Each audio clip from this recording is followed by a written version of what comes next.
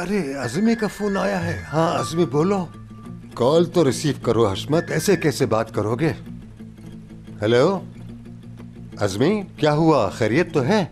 इतनी रात में क्यों फोन किया? सब खैरियत तो है ना? हाँ खैरियत है, तुम बिल्कुल फिक्र मत करना, सब कुछ ठीक हो गया है।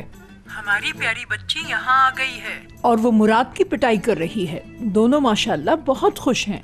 प्यारी बच्ची कौन? तुम हयात की बात कर रही हो क्या? वो वहाँ है? हाँ वो यहाँ है। इतनी रात को वो वहाँ चली गई और वो भी मुझसे इजाजत लिए बगैर।